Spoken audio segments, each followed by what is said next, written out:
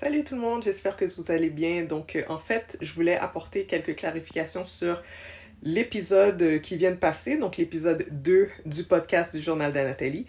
J'ai mentionné dans cette vidéo-là que il n'y avait aucune documentation présentement sur le site web, sur le blog du Journal d'Anatolie, concernant la lamentation, ce qui est faux. Donc, en fait, il y a un article qui a été rédigé et publié en septembre 2020, oui, donc c'était le 21 septembre 2021. Il se trouve cet article dans la section prescription du journal d'Anatolie. Je pense qu'il se nomme La lamentation, comment la pratique-t-on? Et le lien de cet article-là se trouve en fait pour les personnes qui sont sur Instagram dans la bio d'Instagram. Et pour les personnes qui visionnent cette vidéo sur YouTube, ça va se trouver dans la description de la vidéo. Ça, c'est la première des choses que je voulais apporter comme clarification.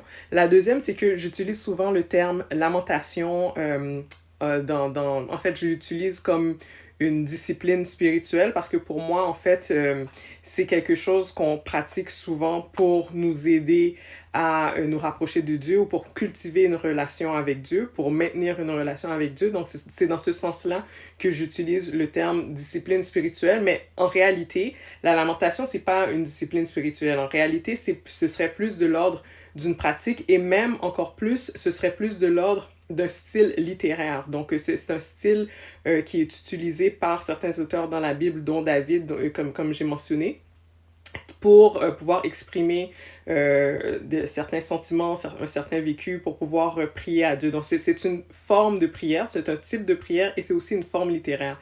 Moi, je l'utilise souvent, lorsque je parle des disciplines spirituelles, souvent, je vais rajouter la lamentation dans cette discipline spirituelle, alors qu'en fait, c'en est pas vraiment une. Voilà. C'était les précisions que je voulais apporter. J'espère que ça va apporter quelques lumières à des personnes qui se posaient des questions par rapport à ça. Puis, en dernier lieu, je voulais aussi vous faire savoir que très bientôt, l'article qui se trouve présentement sur le journal d'Anatolie, concernant la lamentation, il sera aussi disponible sur Apple Podcast pour les abonnés d'Apple Podcast en version audio. Et oui, bientôt pour ceux qui ont pris déjà l'habitude d'écouter les articles du journal d'Anatolie, ben, vous pourrez aussi écouter celui-là sur Apple Podcast en version audio. Voilà, à bientôt, ciao!